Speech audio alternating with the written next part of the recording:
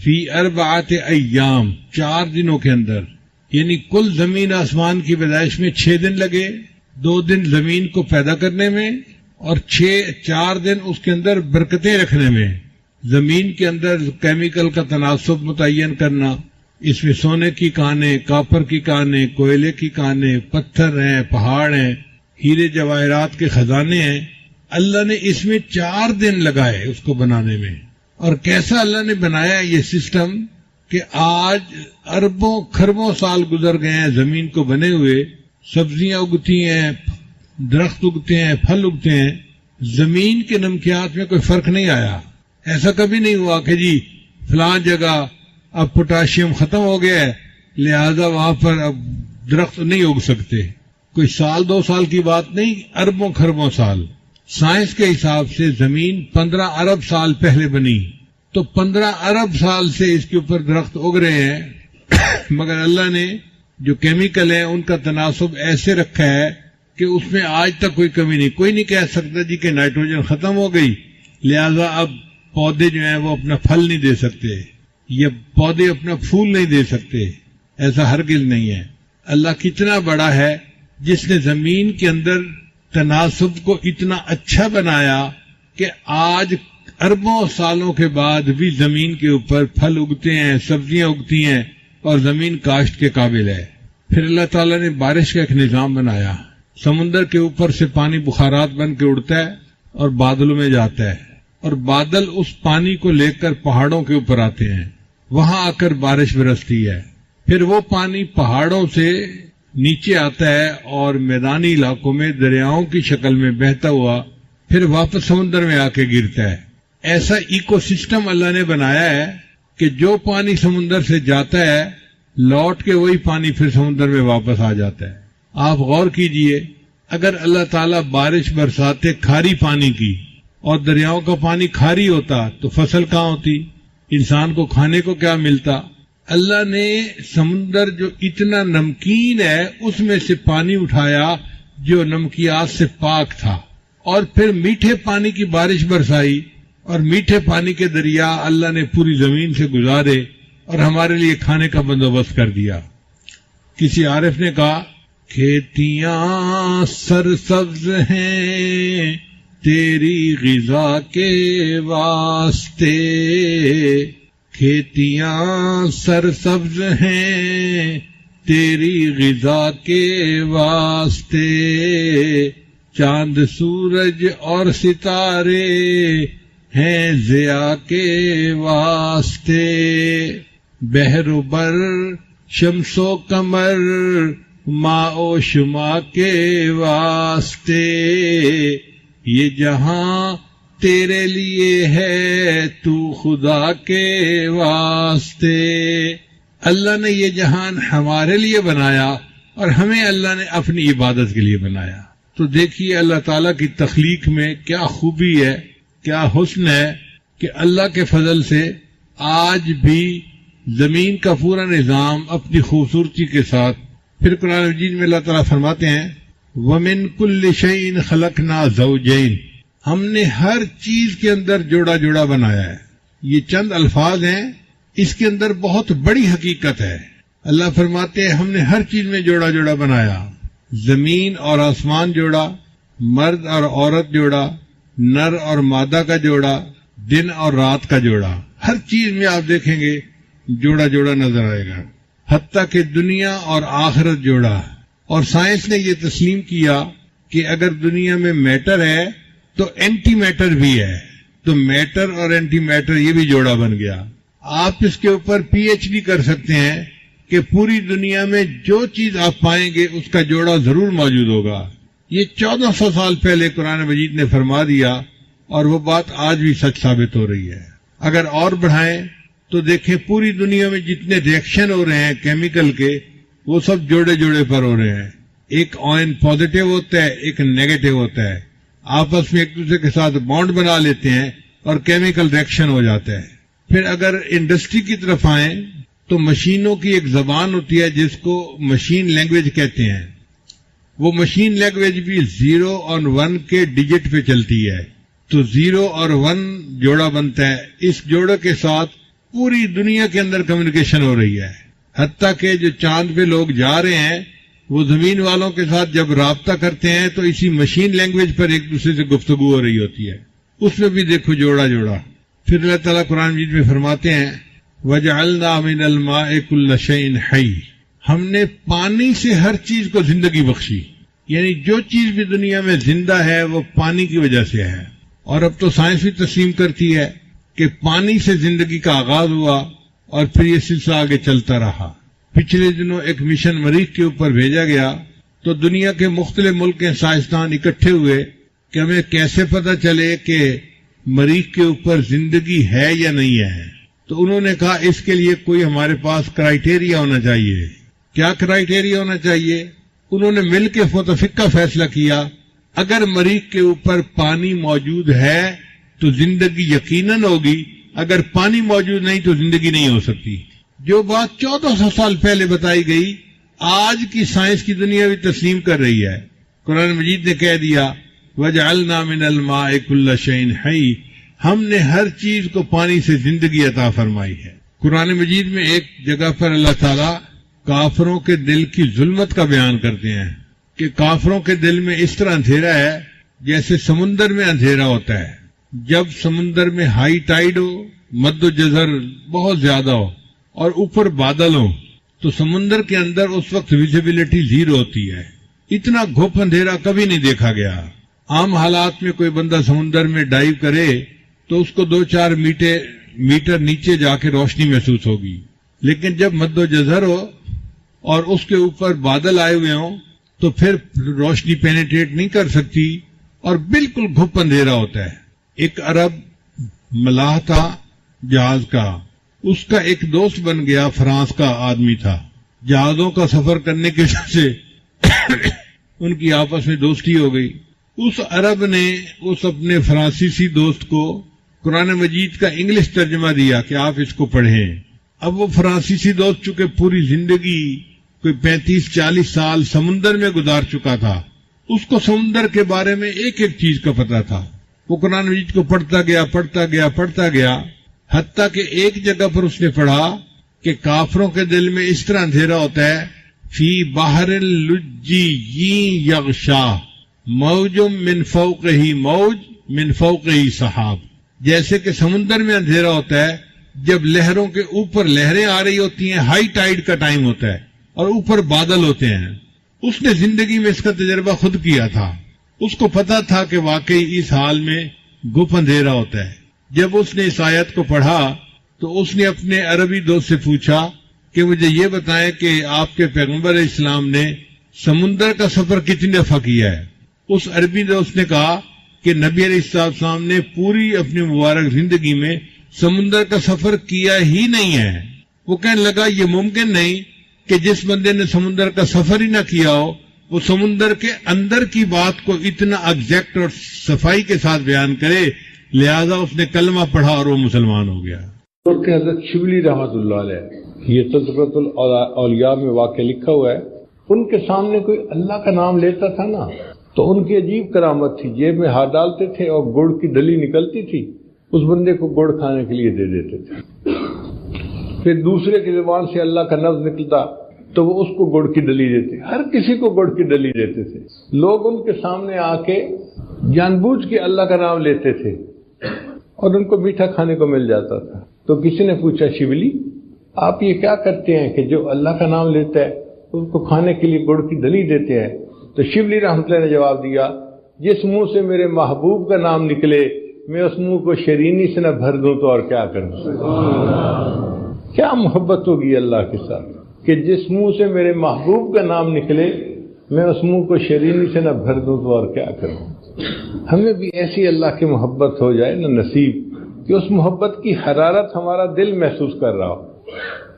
چنانچہ نبی علیہ السلام نے فرمایا، حدیث مبارکہ ہے، احب اللہ بکل قلوبکم، لوگوں اپنے پورے دل کے ساتھ اللہ سے محبت کرو۔ ہم اللہ سے محبت کرتے ہیں مگر ادھورے دل کے ساتھ، باقی آدھا کسی اور کے پاس ہوتا ہے۔ اللہ تعالیٰ فرماتے ہیں نہیں مجھے یہ شراکت پسند نہیں ہے، سب کو نکالو اس دل میں سے اور اس دل کو فقط میرے لیے خالی کر دو، تب میں تم سے راضی ہو جاؤں گا۔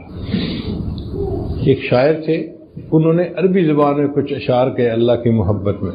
اردو فارسی سن لی تو اب ذرا عربی بھی سن لیجئے. واللہ ما طلعت شمس ولا غربت الا وانت فی قلبی ووسواسی. اے محبوب اللہ کی قسم، نہ کبھی سورج طلوع ہوا نہ کبھی سورج غروب ہوا مگر میرے خیالوں میں تو ہی تو بسا ہوا تھا.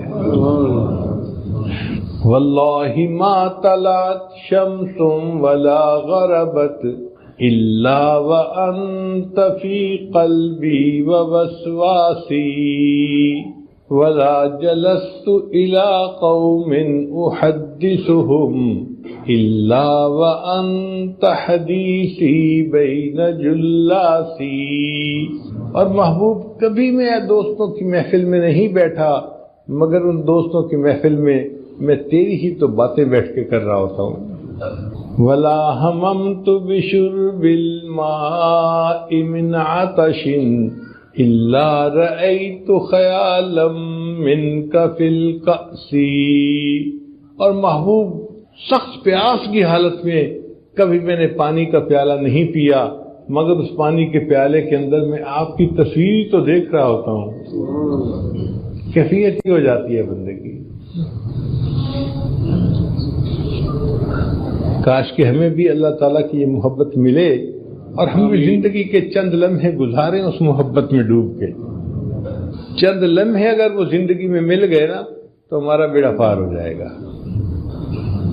چنانچہ علماء نے لکھا ہے کہ اگر کوئی بندہ محبت کے ساتھ ایک مرتبہ اللہ کا نام لے، محبت کے ساتھ ایک مرتبہ اللہ کا نام لے، اس عمل کی وجہ سے یہ بندہ کبھی نہ کبھی جہنم سے نکال کے جنت میں بھیج دیا جائے گا.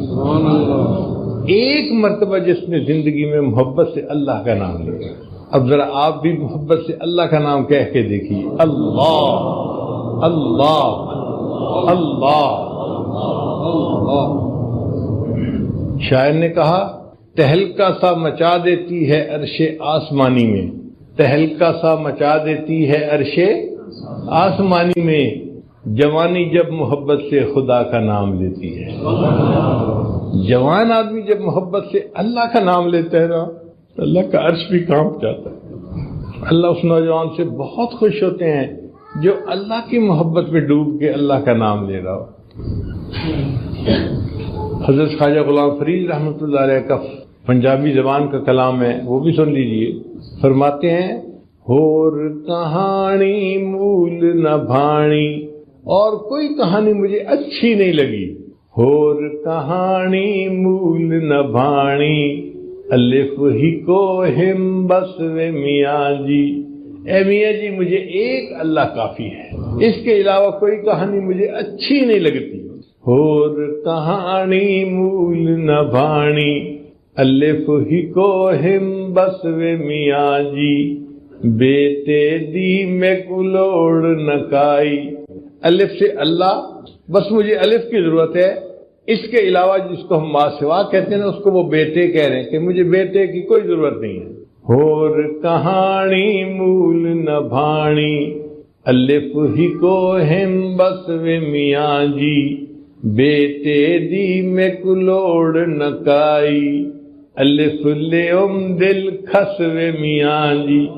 اے میاں جی الف اللہ نے تو مجھ سے میرا دل ہی چھین لیا ہے.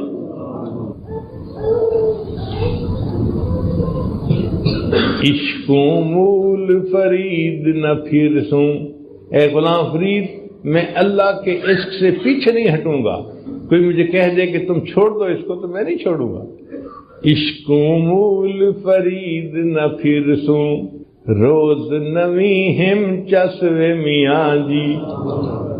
اے میاں جی مجھے روز ایک نئی چس ملتی ہے اس اللہ کے ذکر میں کیوں اللہ کے ذکر سے پیچھے ہٹوں گا. تو ہمیں بھی اللہ تعالیٰ اپنی ایسی محبت عطا فرمائے.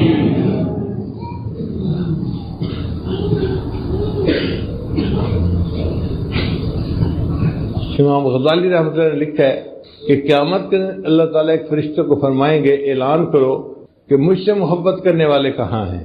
تو فرشتہ اعلان کرے گا اللہ سے محبت کرنے والے عرش کے قریب ہو جائیں تو کھربوں کھربوں کھربوں لوگ ہوں گے وہ اللہ تعالیٰ کے عرش کے قریب ہو جائیں گے۔ فرشتہ پوچھے گا بھئی تم اللہ سے محبت کرنے والے ہو، اس کی دلیل کیا ہے؟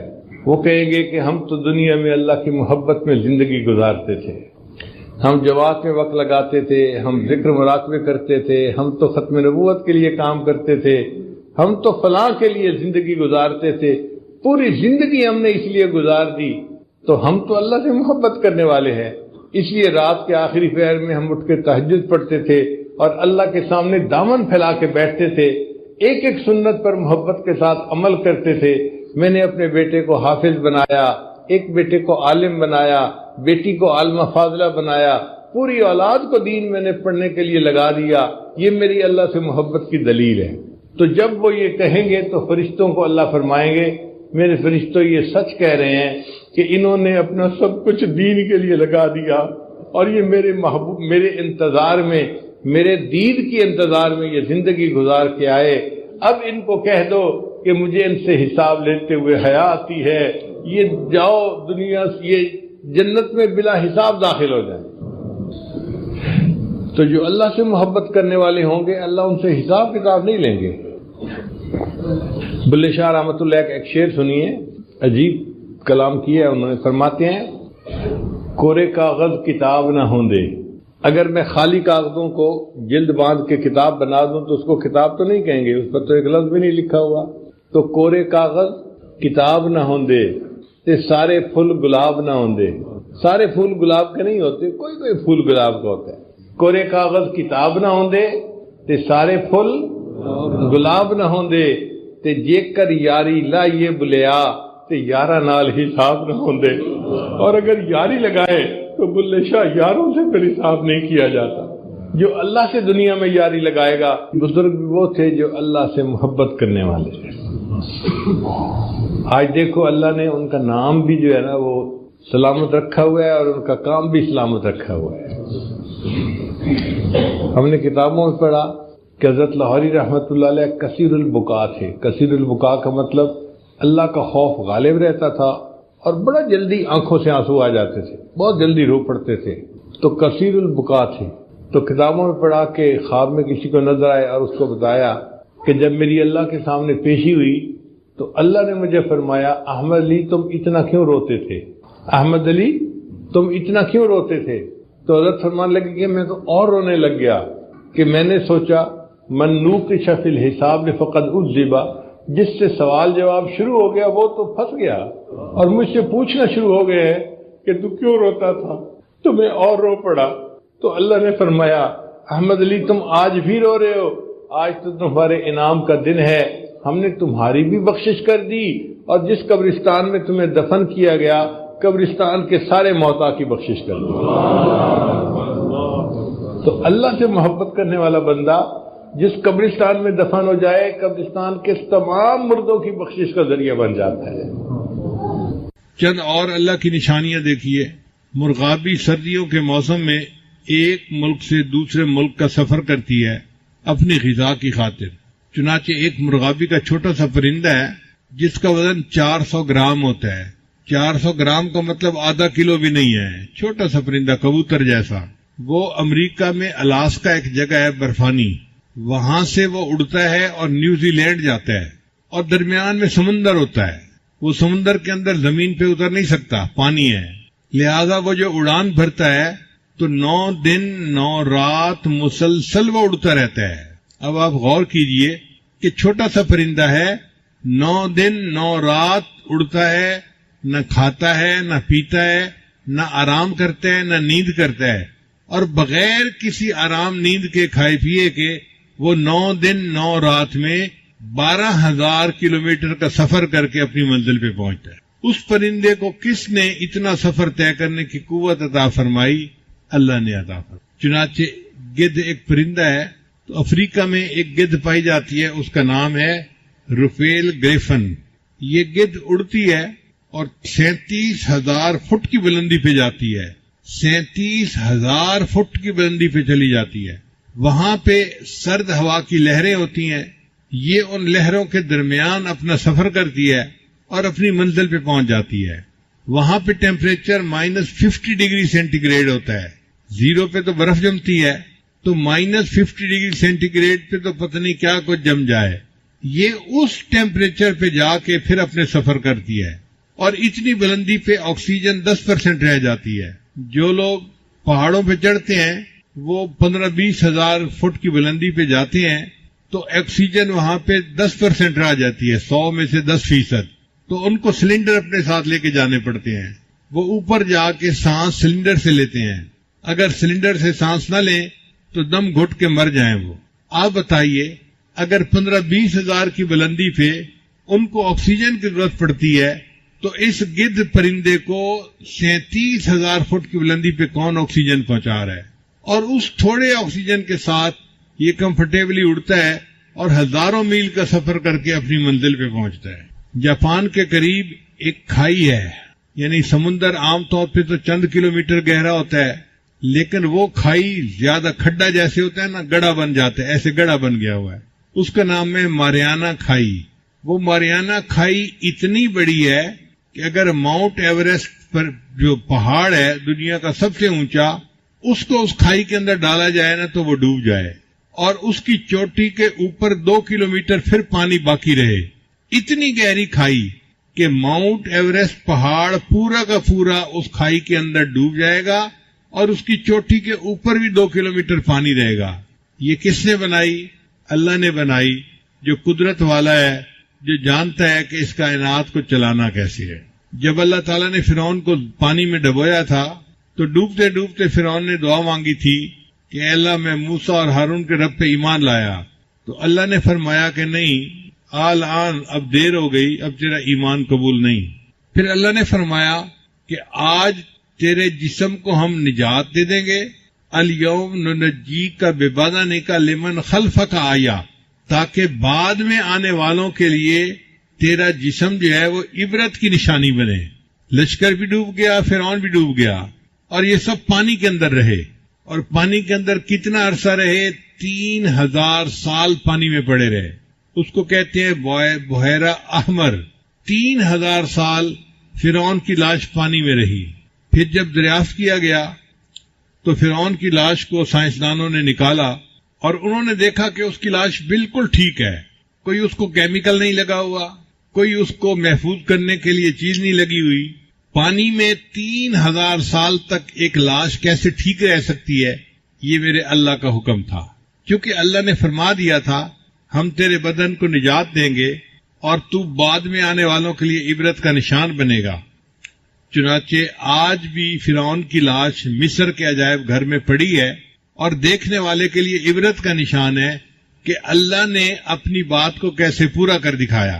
یہ تو تھیں خارجی نشانیاں جو ہم اپنے باہر دیکھتے ہیں.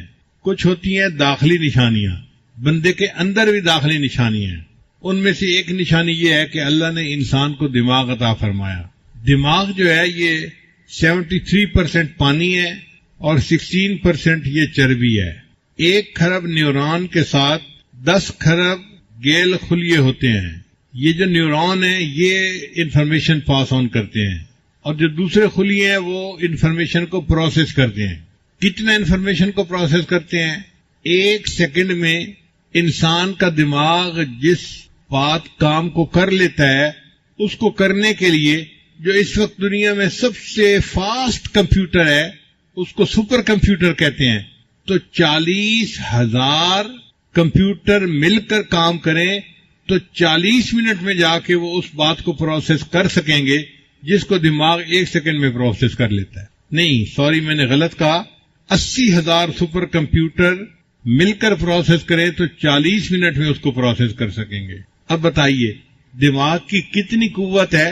1 سیکنڈ میں وہ اتنی انفارمیشن پروسیس کر لیتا ہے کہ جس کو پروسیس کرنے کے لیے 80,000 سپر کمپیوٹر چاہیے, اور ان کو بھی 40 منٹ لگیں گے اس کو پروسیس کرنے میں. انسان کا دماغ 10 واٹ کی بجلی سے چلتا ہے, اور دماغ کی جو میموری ہے وہ 25 لاکھ GB ہے. آج کل تو 5-10 GB پہ ہی لوگ خوش پھرتے ہیں کہ جی بڑی میموری مل گئی, 10 GB مل گیا, 15 GB مل گیا. دماغ کی میموری 25 لاکھ GB ہے جو اللہ نے بنایا ہے. تو یہ دماغ اللہ کی نشانیوں میں سے ایک نشانی ہے. جتنا ہم اس پر غور کرتے ہیں ہمارا دل گواہی دیتا ہے کہ واقعی ایسے دماغ کو بنانے والا اللہ خود کتنا عقل مند ہوگا، وہ خود کتنی صفات کا حامل ہوگا. پھر اس کے بعد انسان کی آنکھ. انسان کی آنکھ کا قطر 1 انچ ہے اور آنکھ کا وزن 56 ملی گرام ہوتا ہے. ایک انسان کی آنکھ 1 کروڑ رنگوں کے درمیان امتیاز کر سکتی ہے. یعنی رنگوں کے 1 کروڑ شیڈ ہونا تو انسان کی آنکھ ان میں فرق کر سکتی ہے، یہ الگ ہے، یہ الگ ہے، یہ الگ ہے. آپ اندازہ کیجئے کتنا پریسیژن ہے آنکھ کا، 1 کروڑ شیڈز کے درمیان بھی فرق کر لیتی ہے. دنیا میں جو بڑے سے بڑا اچھا کیمرہ بنایا گیا تو اس کی ایکوریسی جو تھی وہ 12 میگا پکسل کا کیمرہ ہوتا ہے. 12 میگا پکسل، اس کی جو پریسیژن ہوتی ہے نا وہ 12 میگا پکسل ہوتی ہے. اور انسان کی آنکھ کی پریسیژن 576 میگا پکسل ہوتی ہے. اللہ اکبر کبیرہ. ایک آنکھ میں 20 کروڑ سے زیادہ کام کرنے والے حصے ہوتے ہیں. آنکھ کے اندرونی پٹھے دن میں 10 لاکھ مرتبہ حرکت کرتے ہیں. ہمیں تو پتہ نہیں چلتا، لیکن ہماری آنکھ کبھی ادھر دیکھ رہی ہوتی ہے، کبھی ادھر، کبھی اوپر، کبھی نیچے، تو آنکھ ہل رہی ہوتی ہے. تو سائنسدانوں نے کہا کہ آنکھ کے اندر کے جو پٹھے ہیں وہ ایک دن میں 10 لاکھ مرتبہ حرکت کرتے ہیں. اور آنکھ تھکتی نہیں ہے کہ جی اب میری آنکھ تھک گئی ہے میں بند کر کے پڑا ہوا ہوں. اتنی حرکت کرنے کے باوجود بھی آنکھ جو ہے وہ اپنی حرکت کے لیے موجود ہوتی ہے، فریش ہوتی ہے. انسان کی انگلی کے جو نشانات ہیں نا ان میں 40 کریکٹر ہیں جن سے بندے کو پہچانا جاتا ہے یہ اس بندے کی انگلی ہے، یہ اس بندے کی. 40 کریکٹر ہیں.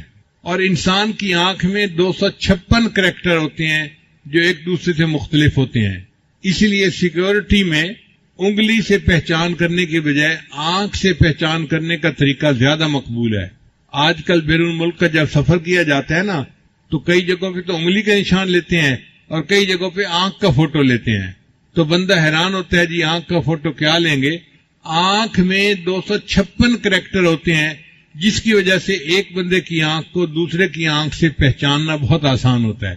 ایک لمحے میں پہچان ہو جاتی ہے یہ بندہ اور ہے اور یہ بندہ اور ہے. پھر انسان کے آنکھ کے درمیان میں ایک چیز ہے جس کو کورنیا کہتے ہیں، اس کو خون نہیں ملتا. پورے جسم کی ہر چیز کو خون ملتا ہے، اس کو خون کی ضرورت نہیں ہوتی، مگر اس کو فکس کرنے کا طریقہ آج تک انسان نہیں جان سکا. اب کوئی بچہ ماں کے پیٹ سے پیدا ہو اور اس کی آنکھ نہ ہو تو ساری دنیا کے سائنسدان مل کے اس کے لیے آنکھ بنا نہیں سکتے. یہ آنکھ کی نعمت کس نے دی؟ اللہ نے ہمیں عطا فرمائی. پوری زندگی انسان عبادت کرتا رہے تو آنکھ کی نعمت کا حق ادا نہیں کر سکتا.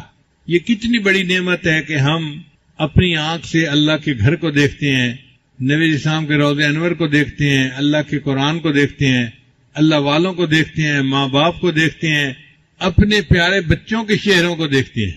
جن کی آنکھیں نہیں ان سے ذرا اس کی قدر جا کے پوچھئے کہ آنکھوں کی قدر کیا ہے. تو یہ آنکھ بھی اللہ کی نشانیوں میں سے ایک نشانی ہے. پھر ایک اور نشانی ہے انسان کا دل. انسان کا دل پٹھوں کا ایک پمپ ہے جس کو اللہ نے بہت مضبوط بنایا ہے. یہ انسان کے سینے میں، چھاتی میں لیفٹ سائڈ پر ہوتا ہے. اس لیے انسان کے 2 پھیپھڑے ہوتے ہیں، ایک رائٹ سائڈ کا، ایک لیفٹ سائڈ کا. تو لیفٹ سائڈ کا پھیپھڑا تھوڑا سا چھوٹا ہوتا ہے بنسبت رائٹ سائڈ کے پھیپھڑے کے. وہ اللہ نے چھوٹا اس لیے بنایا کہ دل کو جگہ مل سکے اپنی حرکت کے لیے. اب یہ دل کا سائز تقریباً مٹھی کے برابر ہوتا ہے. جب بچے کی عمر 4 ہفتے ہوتی ہے نا، بچے کی عمر 4 ہفتے ہوتی ہے تو اس کا دل دھڑکنا شروع کر دیتا ہے. پھر اس وقت سے لے کے اس کی موت تک یہ دل نان سٹاپ دھڑکتا رہتا ہے. آپ بتائیں جس بندے کی عمر 100 سال ہے، 100 سال اس کا دل دھڑکتا رہا، کیا کوئی دنیا میں ایسی مشین ہو سکتی ہے جو نان سٹاپ 100 سال تک چلتی رہے اور اس میں کوئی خرابی نہ آئے؟ یہ اللہ نے ایسا دل بنایا جو ہر وقت خون کو پمپ کر رہا ہوتا ہے. چنانچہ ہر منٹ میں 1.5 گیلن خون پمپ کرتا ہے. جو عورت حاملہ ہوتی ہے تو اس کے خون کی مقدار 50% اللہ بڑھا دیتے ہیں، کیونکہ وہ خون اس کو بھی ملنا تھا اور اس کے ہونے والے بچے کو بھی ملنا تھا. کون بڑھاتا ہے یہ خون کی مقدار؟ اللہ بڑھاتے ہیں.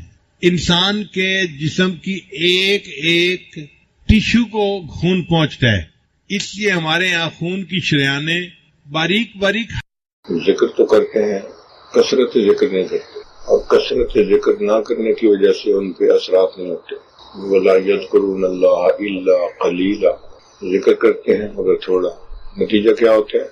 मुज़ब्ज़बीन बैन ज़ालिक, ला इलाहा उला वला इलाहा, तज़ब्ज़ुब के शिकार होते हैं। इसलिए कुरान मजीद में फरमाया गया, या अय्युहल्लज़ीना आमनु ज़कुरुल्लाह ज़िक्रन कसीरा, ईमान वालो अल्लाह को कसरत के साथ याद करो। ये जो शर्त लगाई गई ना, कसरत के साथ याद, इसके पीछे राज है। आप देखें, गर्मी का मौसम है और आप पसीने में डूबे हुए हैं और आप चाहते हैं कि पसीने की बदबू से मैं जान छुड़ाऊं और आपके पास टब पानी का भरा हुआ है। आप पानी में हाथ डाल के गीला हाथ अपने जिस्म पे फेरते रहें तो गुस्ल तो नहीं होगा, पसीने से तो जान नहीं छूटेगी। गीला हाथ जिस्म पे फेरने से थोड़ा काम चलता है, तो पानी बहाना पड़ेगा, डोल भर के अपने ऊपर डालने पड़ेंगे, फिर पसीने की बदबू भी चली जाएगी, मैल भी खत्म हो जाएगी और इंसान बिल्कुल तरोताजा हो जाएगा। तो हम जो जिक्र थोड़ा करते हैं तो हमारी मिसाल ऐसे ही है कि पसीने वाला आदमी टब में पानी डाल के गीला करके अपने जिस्म पे फेर रहा है। इससे तो मैल कुचैल दूर नहीं होती, बल्कि और ज्यादा जिस्म खराब हो जाता है, तबीयत में बेजारी आ जाती है। तो हमारी कोताही ये है कि हम जिक्र करते हैं, कसरत से नहीं करते। जितना रोटी खाने को हम अहम समझते हैं, मुराकबा करने को इतना अहम नहीं समझते। रोटी खाना नहीं छूटता, मुराकबा छूट जाता, फुर्सत ही नहीं मिलती, क्या करें। वही जिस चीज को हम अहम समझते हैं उसके लिए फुर्सत निकाल लेते हैं। दफ्तर को अहम समझते हैं, फुर्सत निकल आती है। घर के काम काज को अहम समझते हैं, फुर्सत निकल आती है। बंदा दुकानदार हो, मैं तो जी बड़ा मसरूफ हूँ, वो जब दूसरी ब्रांच खोलने लगता है तो फुर्सत निकाल लेता है ना, तो दूसरी ब्रांच खोलने के लिए वक्त निकल आया ना, अहमियत है। जब जिक्र की अहमियत होगी तो वक्त निकल आएगा, वक्त ही वक्त होगा। ये फजूल बहाने हैं कि जी फुर्सत नहीं है, काम बहुत है। जो असल करने का काम है उसके लिए वक्त नहीं, तो फिर क्या करेंगे। तो जिक्र को कसरत से करना चाहिए। इसका मतलब सिर्फ ये नहीं है कि आप आधा घंटा मुराकबा कर लें, पौना घंटा मुराकबा कर लें, नहीं, मुराकबा भी करना है और मुराकबे के साथ चलते फिरते भी अल्लाह की तरफ मुतवज्जे रहना है। अब इसमें क्या रुकावट है? हर वक्त दिल का ध्यान अल्लाह की तरफ रखना, इसमें क्या रुकावट है? सिवाय शैतानियत के या नफसानियत के कोई रुकावट नहीं। बूढ़ा भी तवज्जो रख सकता है, जवान भी रख सकता है, मर्द भी रख सकता है, औरत भी रख सकती है, सेहतमंद भी रख सकता है, बीमार भी रख सकता है। इसमें क्या बहाना है ही नहीं कोई कि जी फुर्सत नहीं मिलती। आप बताएं, मजनू से अगर कोई पूछे कि जी लैला को याद करते हैं, तो आगे से जवाब देगा कि फुर्सत नहीं मिलती। वही मजनू कैसा, लैला को याद नहीं करते तो फिर करते ही क्या हो? हम अल्लाह को याद नहीं करते फिर करते ही क्या है? इसलिए जिक्र की बड़ी अहमियत है। कसरत जिक्र करेंगे तो उसके असरात नसीब होंगे। जिक्र के चंद फवायद हैं। एक फायदा तो ये है कि वज़ावत से छुटकारा हो जाता है। हज़रत शेख हदीस रहमतुल्लाह ने लिखा है कि शैतान इंसान के पुष्ट की तरफ बैठा होता है और अपनी सूंड को बंदे के दिल की तरफ रखता है। बंदे का दिल जिक्र कर रहा हो तो पीछे हटा रहता है, और जैसे ही गाफिल हो तो इंजेक्शन लगा के वसावस डालने शुरू कर देता है। तो जिक्र से शैतानी नफसानी वसावस से जान छूट जाती है। कुरान पाक में अल्लाह फरमाते हैं, इन्नल्लज़ीना तक़ौ इज़ा मस्सहुम ताइफुम मिनश्शैतानि तज़क्करू फ़इज़ा हुम मुबसिरून। तो जिक्र से शैतानी वसावस से जान छूट जाती है। शैतानी वसावस तब ज्यादा होते हैं जब गफलत होती है। तो जिक्र की कसरत करेंगे तो वसावस से जान छूट जाए, एक फायदा। और दूसरा फायदा कि जिक्र से इंसान के दिल में जात की मोहब्बत पैदा होती है। जिक्र से इंसान के दिल में जात की मोहब्बत पैदा होती है। किसी चीज का जिक्र आप कसरत से करना शुरू कर दें, उसकी मोहब्बत दिल में आ जाती है। ये शरीयत का हुस्न है कि शरीयत ने हुक्म दिया कोई औरत अपने खामिन के सामने गैर औरत का तज़किरा न करे। हो सकता है उसके दिल में कोई बात बैठ जाए और मर्द के दिल में उस औरत की तरफ मिलान पैदा हो जाए। तो देखो जिक्र से मोहब्बत आई ना दिल में, इसलिए तो मना किया गया। तो जब इंसान अल्लाह का जिक्र कसरत से करता है तो अल्लाह की मोहब्बत दिल में आती है, और ये मोहब्बत मतलूब है। अल्लाह फरमाते हैं वल्लज़ीना आमनू اشد حب للہ کہ ایمان والوں کو اللہ سے شدید محبت ہوتی ہے۔ دیکھیں، آپ پینے کے لیے پانی مانگتے ہیں اور بیوی جگ پڑے ہوئے میں سے پانی نکال کے دیتی ہے، آپ کہتے ہیں گرم پانی لیا، تو برف والا ٹھنڈا پانی چاہیے پینے کے لیے۔ سردی کے موسم میں وضو کرنا چاہتے ہیں اور بیوی وہی روم ٹیمپریچر کا پانی دیتے ہیں، آپ کہتے ہیں ٹھنڈا پانی لیا، اس کا مطلب اب مجھے نیم گرم چاہیے تھا۔ اور آپ چائے کے لیے پانی مانگتے ہیں کہ پانی لائیں، چائے بنانی ہے کپ میں، وہ وضو والے نیم گرم پانی لے آتی ہے، آپ کہتے ہیں کیا ٹھنڈا پانی لے آئیے، اب آپ کو ابلتا ہوا پانی چاہیے۔ تو پانی گرم ہونے کے درجات ہیں، روم ٹیمپریچر کو بھی گرم کہتے ہیں، وضو کے پانی کو بھی گرم کہتے ہیں، اور ابلتے ہوئے پانی کو بھی گرم کہتے ہیں، مگر گرمی میں فرق ہے۔ یہ جو ابلتا ہوا ٹیمپریچر ہے نا، یہ اشد گرم ہے۔ جس نے کلمہ پڑھا اس کے دل میں اللہ کی محبت ہے، لیکن روم ٹیمپریچر والی محبت ہے۔ اگر یہ ذکر کے راستے پہ لگ گیا، دین کے راستے پہ آ گیا، تو اب اس کے دل میں وضو والے پانی کی طرح گرمی بڑھ گئی تھوڑی سی۔ اور اگر اس نے ذکر اذکار زیادہ کرنے شروع کر دیے، پھر ابلتے ہوئے پانی کی طرح محبت ہوگی، لیکن ایسی کہ انسان کو کھچاوٹ والی محبت نصیب ہو جائے گی۔ اللہ کی محبت جب ہوتی ہے تو محبوب سے ملنے کو دل چاہتا ہے، اس سے باتیں کرنے کو دل چاہتا ہے، اس کے ساتھ وقت گزارنے کو دل چاہتا ہے، اور پھر سالک جو ہے اعمال میں لگ جاتا ہے۔ کیونکہ نماز پڑھنا ایسے ہی ہے جیسے اللہ سے ہم کلامی کرنا۔ نمازی اللہ سے ہم کلامی کر رہا ہوتا ہے، جب کہتا ہے الحمدللہ رب العالمین، اللہ فرماتے ہیں حمدنی عبدی، میرے بندے نے میری حمد بیان کی۔ ہم کلامی ہوئی نا۔ محبت کرنے والے حضرات اپنے محبوب کو بار بار فون کرتے ہیں، ہم کلامی چاہیے، آج بات ہی نہیں، میں صرف آواز سننا چاہتا تھا۔ تو سالک کا بھی یہی حال ہوتا ہے، دوڑ دوڑ کے بھاگ بھاگ کے نفل پڑتا ہے، اللہ سے ہم کلامی چاہتا ہے۔ ذکر میں بیٹھنا اللہ کے ساتھ بیٹھنے کی مانند ہے، اللہ کی صحبت میں بیٹھنے کی مانند ہے۔ تو محبوب کے پاس وقت گزارنے کو دل چاہے تو مراقبے میں بیٹھ جاؤ۔ محبوب کے پاس انسان بیٹھے تو اٹھنے کو دل نہیں چاہتا، ایسے لگتا ہے جیسے چپک گیا ہے زمین کے ساتھ۔ سالک کا بھی یہی حال کہ ذکر میں بیٹھتے ہیں تو ایسے لگتا ہے جیسے زمین کے ساتھ چپک گیا ہے، مراقبہ ختم کرنے کو دل نہیں کرتا۔ تو محبت سے انسان اعمال پہ آ جاتا ہے۔ ایک فائدہ، دوڑ دوڑ کے بھاگ بھاگ کے عمل کرنے آسان، تھکتا نہیں ہے۔ جس طرح ماں محبت کی وجہ سے بچے کی خدمت ہر وقت کرتی ہے، 24 گھنٹے، شکوہ نہیں کرتی ہے کہ مجھے تو اپنے بیٹے کی وجہ سے بہت بے آرامی ہو جاتی ہے۔ اسی طرح سالک جو ہے دوڑ دوڑ کے عبادت کرتا ہے، بھاگ بھاگ کے عبادت کرتا ہے، وہ عبادت کر کر کے تھکتا ہے اور تھک تھک کے پھر عبادت کرتا ہے، شکوہ نہیں کرتا کہ تھک گیا ہوں۔ تو ذکر کی وجہ سے عبادت میں دل لگتا ہے، عبادت کرنی آسان ہو جاتی ہے۔ اور محبت الہی کا ایک فائدہ اور بھی ہے کہ انسان ماں سوا سے کٹ جاتا ہے۔ یہ محبت کی تاثیر ہے کہ بندے کو ساری دنیا سے بیگانہ کر لیتی۔ آپ خود غور کریں، جن لوگوں نے اپنے آپ کو ادھر ادھر کے تعلقات میں پھنسایا ہوا ہوتا ہے، وہ سب سے انوکھے، کھانا بھی الگ کھائیں گے، الگ کمرے میں بیٹھے رہیں گے، لوگوں سے الگ تھلگ رہنا پسند کریں گے۔ دو عالم سے کرتی ہے بیگانہ دل کو، عجب چیز ہے لذت آشنائی۔ جب آشنائی کسی سے ہو جاتی ہے تو انسان بیگانہ ہو جاتا ہے، سب سے کوئی واسطہ نہیں ہوتا۔ چنانچہ گھر میں جو بچہ ادھر ادھر کے تعلقات میں پھنسا ہوا ہوتا ہے، اس کو گھر والوں سے کوئی لین دین ہی نہیں ہوتا، اپنی الگ دنیا ہوتی ہے اس کی۔ بس اس کا دل کرتا ہے کہ مجھے چھوڑے کوئی نہ، میں جس حال میں ہوں اسی سے میں رہوں۔ تو محبت انسان کو ماں سوا سے کاٹ دیتی ہے، اور اللہ کی محبت ہمیں اس لیے چاہیے کہ ہم ماں سوا سے کٹ سکیں، ہمیں انقطاع عن المخلوق نصیب ہو۔ اس کو کہتے ہیں تبتل۔ اور فرمایا وَاذْكُرِ اسْمَ رَبِّكَ وَتَبَتَّلْ إِلَيْهِ تَبْتِيلًا۔ دیکھا ذکر کا اصل مطلب کیا ہے؟ ذکر کا رب کے نام کا، وَاذْكُرِ اسْمَ رَبِّكَ۔ اب بتائیں ہمارے رب کا کیا نام ہے؟ تو اللہ ہی کا تو ذکر کرتے ہیں نا۔ اللہ فرماتے ہیں کہ رب کے نام کا ذکر کرو اور تبتل اختیار کرو، تو اللہ تعالیٰ کے نام کی یہ برکت ہے، وہ ماں سوا سے کاٹ دیتا ہے، سب تمنائیں ختم ہو جاتی ہیں، ہر تمنا دل سے رخصت